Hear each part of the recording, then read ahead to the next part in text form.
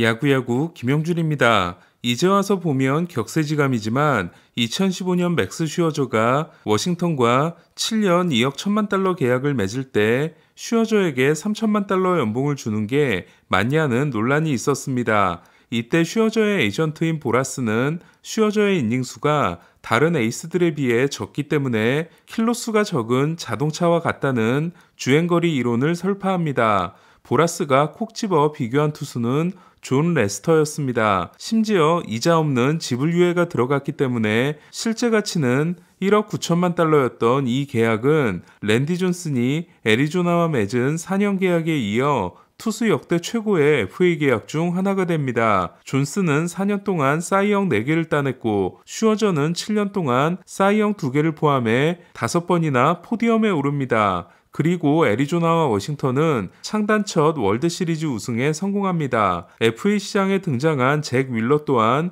주행거리 이론에 부합하는 투수였습니다. 윌러의 749이닝은 같은 나이의 번가너보다 1200이닝이 적었습니다. 하지만 슈어저와 달리 윌러의 이닝이 적었던 건 많은 부상 때문이었습니다. 그럼에도 필라델피아는 통산 승리 기여도가 10.0도 안 되는 윌러에게 팬그래프에 4년 7,200만 달러 예측을 뛰어넘는 5년 1억 1,800만 달러 계약을 줍니다. 트레이 터너와 마찬가지로 아내의 고향이 뉴저지이기 때문에 화이삭스를 거절하고 필라델피아를 선택한 윌러는 지난해 사이영상을 아깝게 놓쳤지만 계약 후 3년간 승리 기여도 15.4가 같은 기간 메이저리그 투수 1위이며 올해는 포스트 시즌 대활약으로 필라델피아의 월드시리즈 진출에 공헌합니다. 그런데 부실해 보이는 커리어를 가지고 슈어저가 겨우 따내고 윌러가 실패한 2억 달러 계약에 도전하고 있는 투수가 있습니다. 카를로스 로돈입니다. 친 보라스 기자라 할 수 있는 존 헤이먼은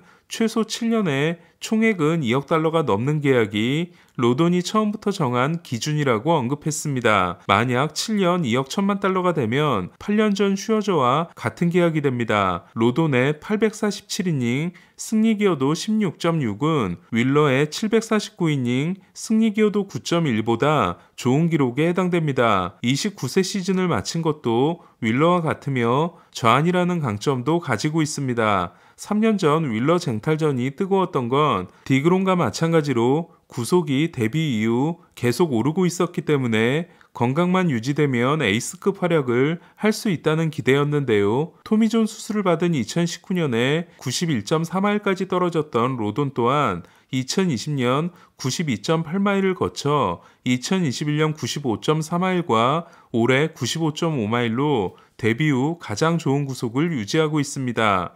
로돈의 95.5마일은 맥클라난, 루사르도, 스넬에 이어 좌안 선발 4위에 해당됩니다. 화이삭스가 2014년 3순위로 뽑아 크리스 세일 못지않게 빠르게 데뷔시킨 로돈은 이후 끊임없는 부상에 시달리며 기대에 미치지 못하게 됩니다. 2020년 와일드카드 시리즈 3차전 때 릭 렌테리아 감독은 3대2로 앞선 상황에서 로돈을 올렸다가 세타자 상대 규정에 묶인 로돈이 볼넷, 2루타, 고의사구로 만루를 만들고 내려갑니다. 경기가 뒤집힌 화이삭스는 전날 49구를 던지고 다시 등장해 투혼의 강속구를 던진 핸드릭스에 막혀 시리즈를 패하게 됩니다. 화이삭스는 렌테리아를 라루사로 교체하고 핸드릭스를 영입했으며 로돈은 논텐더 방출을 합니다. 하지만 1년 300만 달러 계약을 맺고 화이삭스에서 다시 시작한 로돈은 2등 캐치 투수 코치의 집중 관리에 힘입어 강속구를 던지는 투수가 됐고 지난해 노히트 노런 달성과 함께 사이영 5위, 자이언츠와 2년 계약을 맺은 올해도 사이영 6위에 오르는 대활약을 합니다. 지난 2년 동안 레퍼런스 승리 기여도 10.5가 윌러, 알칸타라, 슈어저에 이은 4위이며 ERA 2.67 또한 300이닝 이상 투수 중 슈어저, 우리아스, 마노아에 이어 4위인 로돈은 옵트아웃을 사용하고 다시 FA 시장에 나오게 된 겁니다. FA 시장이 뜨겁다 못해 폭발 직전인 상황에서 로돈의 요구를 들어주는 팀은 등장할까요? 에런 저지 때와 마찬가지로 양키스와 자이언츠가 2파전인 가운데 로돈이 원하는 계약이 나오려면 일찍 포기하는 팀이 나오지 않아야 합니다. 토론토는 크리스 배싯과 3년 6,300만 달러 계약을 맺었습니다. 또한 배싯은 매년 8팀을 정해 트레이드 거부권을 행사할 수 있습니다. 와일드카드 시리즈에서 샌디에고의 타임 전략에 흔들리긴 했지만 정규 시즌에서는 15승 9패 3.42와 함께 180이닝을 넘게 던진 배싯은 그러나 내년이 34세 시즌이라는 점, 퀄리파잉 오퍼를 받은 선수라는 점이 몸값을 낮추는 요인이 됐습니다. 이로써 토론토는 국제 보너스풀 50만 달러와 내년 드래프트에서 두 번째로 높은 지명권을 잃게 됐습니다. 2018년 이후 조정 ERA 124가 127인 잭 윌러와 123인 루이스 카스티오 사이에 있는 배싯은 올해 기록한 23번의 6이닝 이상 투구가 28번인 다르비슈와 26번인 알칸타라, 25번인 놀라에 이은 내셔널리그 4위였습니다. 배싯이 합류한 토론토 선발진은 1선발 알렉 마노아, 2선발 케빈 가즈먼, 3선발 크리스 배싯, 4선발 호세 베리오스, 5선발 기쿠치 유세이로 류현진이 빨라야 8월에 돌아오고 예비 전력이 미치 화이트와 네이트 피어슨인데다 기쿠치의 불안함을 고려하면 한 명 더 영입이 필요합니다. 토론토 선발 투수들의 평균 연봉은 가즈먼이 2,200만 달러, 배싯이 2,100만 달러, 류현진이 2,000만 달러, 베리오스가 1,871만 달러, 기쿠치가 1,200만 달러이고 연봉 조정 자격이 없는 마누아는 최저 연봉을 받습니다. 규정이닝 투수의 9이닝당 피홈런 순위에서 마누아가 10위, 가즈먼이 14위, 배싯이 19위인 반면 베리오스는 45명 중 43위였기 때문에 토론토는 베리오스의 부활이 절실합니다. 선발 투수 시장은 계속 정리되고 있는데요. 디그롬과 벌랜더에 이은 중위권 선수들은 타이완 워커가 4년 7,200만 달러, 제임슨 타이온이 4년 6,800만 달러, 크리스 배싯이 3년 6,300만 달러로 워커가 가장 잘 받았습니다. 반면 샌프란시스코는 숀 머나야와 2년 2,500만 달러 계약을 맺었습니다. 오클랜드에서 꾸준히 좋은 활약을 하고 올해 샌디에고로 트레이드됐던 머나야는 선발 28경기에서 8승 9패 5.06에 그치고 불펜으로 밀려났으며 불펜으로 등판한 NLCS 4차전에서 멜빈 감독이 길게 끌고 갔다가 1과 3분의 1이닝 5실점으로 크게 무너져 시리즈의 흐름을 완전히 넘어가게 한 바 있습니다.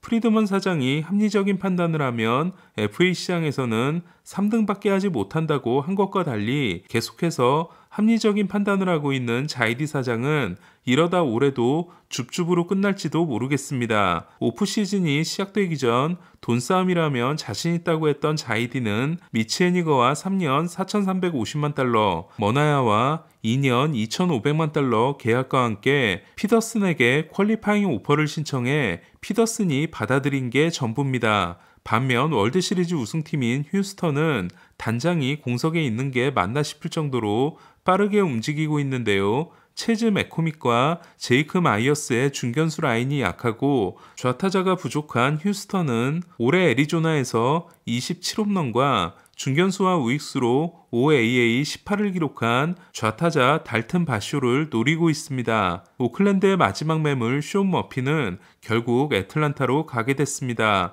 애틀란타, 오클랜드, 미러키는 삼각 트레이드를 통해 애틀란타가 머피를 얻고 미러키가 윌리엄 콘트레라스와 함께 오클랜드와 애틀란타로부터 투수 1명씩, 오클랜드가 애틀란타에서 유망주 3명과 포수 매니피냐, 미러키에서 에스테우리 루이스 5명을 받는 9인 트레이드에 합의했습니다. 애틀란타는 윌슨 콘트레라스의 동생인 윌리엄 콘트레라스가 올해 20개의 홈런을 날리고 올스타도 됐지만 수비가 더 중요하다고 생각해 골드글러브 수상 경험이 있는 머피를 데려와 포수 수비를 업그레이드했습니다. 그렇다고 머피의 방망이가 약하지 않은 게 오클랜드 콜리세움에서 지난해 17개, 올해 18개 홈런을 친 머피는 지난 3년간 조정 OPS 113이 JT 리얼무토가 필라델피아로 가기 전 말린스파크에서 3년 동안 기록한 116과 큰 차이가 나지 않습니다. 애틀란타는 FA까지 3년이 남은 머피와도 장기 계약을 시도할지도 모르겠습니다. 애틀란타는 머피를 영입함으로써 2년 1,600만 달러 계약이 내년으로 종료되며 내후년에 800만 달러 팀 옵션이 있는 단호와는 내년까지만 함께하거나 트레이드 시장에 내놓을 가능성이 높아졌습니다. 미러키 또한 대박을 터뜨렸다는 평가로 조시 헤이더 트레이드 때 샌디에고에서 데려온 에스테우리 루이스 한 명을 주고 콘트레라스를 얻었습니다. 특히 좌타자가 많은 미러키 타선에서 올해 좌완을 상대로 OPS 1.0을 찍은 콘트레라스는 엄청난 도움이 될 전망입니다. 콘트레라스가 합류한 미러키 타선은 1번 옐리치, 2번 아다메스, 3번 탈레스, 4번 콘트레라스, 5번 윙커, 6번 우리아스, 7번 미첼, 8번 테일러, 9번 투랑으로 지그재그 타선이 완성됐습니다. 반면 스완슨의 진로가 결정되지 않은 애틀란타는 1번 아쿠냐, 2번 해리스, 3번 라일리, 4번 메돌슨, 5번 슈머피, 6번 다노, 7번 알비스, 8번 오수나, 9번 그리솜입니다. 오클랜드는 이번 트레이드를 통해 얻은 좌완 카일 멀러와 외야수 루이스가 팀 유망주 5위와 6위에 오르긴 했지만 포수 최고의 매물이었던 머피의 대가치고는 부족하게 느껴지는 거래를 했는데요. 지난 올슨 트레이드에 이어 이번에도 애틀란타에게 당했다는 느낌이 듭니다. 맨프레드 커미셔너가 2025년 라스베이거스 이전을 추진하고 있는 오클랜드는 그나마 사랑 구실을 하던 머피까지 사라짐으로써 내년에는 더 확실한 승점 자판기가 될 전망입니다. 머피의 트레이드가 확정되고 나서 얼마 후 미네소타는 크리스티안 바스케스와 3년 3천만 달러 계약에 합의했습니다. 바스케스는 보스턴에 남기 위해 FA 2년을 손해보는 3년 플러스 1년 계약을 2019년에 맺었지만 보스턴은 마감 시한 때 휴스턴으로 보냈고 월드시리즈 우승을 차지한 바스케스는 보스턴으로 돌아가고 싶어 했지만 보스턴이 끝내 부르지 않았습니다. 보스턴은 이대로라면 리즈 맥과이어에게 주전 포수를 맡겨야 합니다. 토론토에서 알레한드로 커크를 데려오기 위해 노력했던 미네소타는 커크의 영입이 어려워지자 바스케스를 선택했습니다.